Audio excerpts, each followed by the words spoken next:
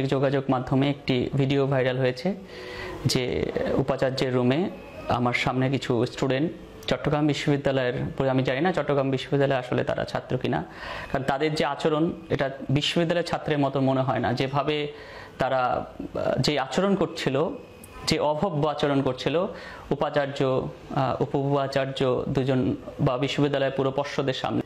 কী কারণে? আমি নাকি এখানে যে চট্টগ্রামে যে একজন আইনজীবী হত্যা হয়েছে সেই আইনজীবী হত্যার নাকি মামলার আসামি। ভাবুন, এই আইনজীবী হত্যা হয়েছে 26 তারিখ। 25 তারিখ ঢাকায় শাহবাগে যখন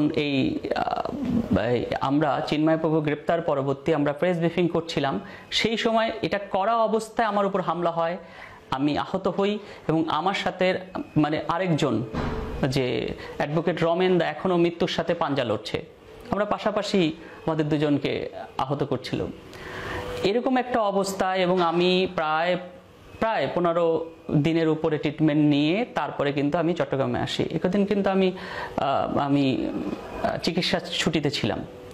তাহলে এই চট্টগ্রামে আমি যেখানে 25 তারিখ থেকে আমি নিজে আহত, আমি নিজে বিছনায় শয্যাশায়ী যে অবস্থা, এবং আপনারা দেখবেন সেইখানে আমাকে বলে যে 26 তারিখে নাকি আমি এই হত্যা করেছি। ভাবুন, আমি ঢাকা থেকে উড়ে উড়ে এসে করেছি।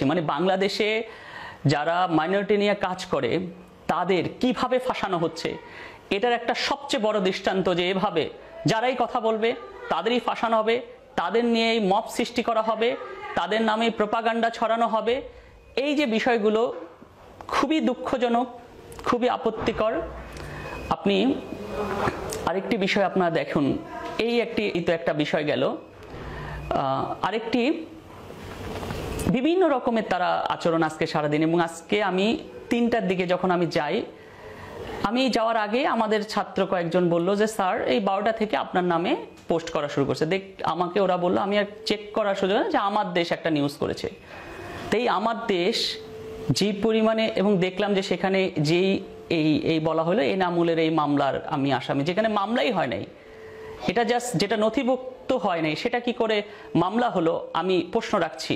এবং এই আমার দেশের উস্কানিতে এবং এই আমার দেশ গং এখানে একটা মব সৃষ্টি করে তারা যা করেছে, এই চট্টগ্রাম বিশ্ববিদ্যালয় করার চেষ্টা করেছে, যেটা যে আমরা বাংলাদেশে হিন্দুরা কোন জায়গায় আছি, যে সেখানে মনে হয়েছে যে একটা বিশ্ববিদ্যালয়ের শিক্ষকেরও অতটা সম্মান নাই, সংখ্যাগরিষ্ঠ সম্প্রদায়ের একটা রাস্তার টোকার যতটা সম্মান আছে।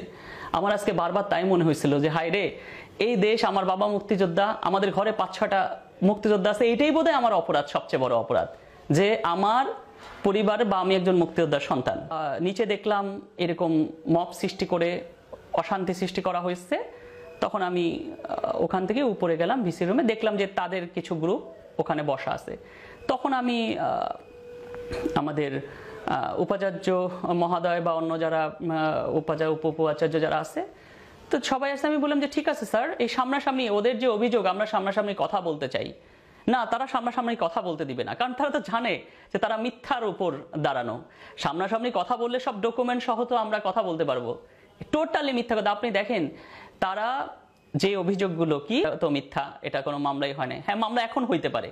আমি এই যে বললাম না, এখন দেখা যায় তারা রাতারাতি এই এটাকে চেষ্টা করবে যে মামলা নথিভুক্ত হয় না, এটার নথিভুক্ত করা, এটার মামলা করা। এখন দেখবেন, আপনারা দেখবেন যে তাহলেই বুঝতে পারবেন যে বাংলাদেশে হিন্দুরা কি পর্যায়ে আসছি। সেটা আপনারা এই মামলাটা যদি নথিভুক্ত হয় আপনারা বুঝতে পারবেন যে এখানে কি ভয়াবহ সন্ত্রাস চলতেছে এই সংখ্যালঘু সম্প্রদায় যারা কাজ করে তাদের উপর। আচ্ছা, তারপরে কি আমার সাথে যোগী আদিত্যনাথের, আরে বাবা, যোগী আদিত্যনাথ একটা মুখ্যমন্ত্রী। আমি ওখানে ভারতে 5 বছর পড়াশোনা করছি, আমি গেছি একটা প্রোগ্রামে গেছি, সেখানে আমাকে সে একটা ক্রেশ দিচ্ছে এবং সেটা ডিটেলস আমার পেজে লেখা আছে। সেই ছবিটাকে দিন রাত্রি প্রচার করা, আপনি চিন্তা করেন কি। আরেকটা আমি এখানে একটু বলতে চাই, পেলাম যে আমার এই বিষয়গুলো নিয়ে একজনে পোস্ট দিয়েছে, একজনের পোস্ট আমার চোখে পড়লো, সেটা হলো যে ডাল্টন সৌভাত হীরা। আচ্ছা, তার পোস্টের কমেন্টে যে ছবিগুলো দিচ্ছে, আমি সেই ছবিগুলো প্রথমে দেখলাম যে যোগী আদিত্যনাথ, আমার বিরুদ্ধে অভিযোগ যোগী আদিত্যনাথ, সেটা তো আমরা ব্যাখ্যা দিচ্ছি এবং এটার সমস্ত আমি আর পুনরাবৃত্তি না করি, ডিটেলস আমার পেজে লেখা আছে। একটা সুস্থ মানুষ, বিবেক সম্পন্ন মানুষ বুঝতে পারবে।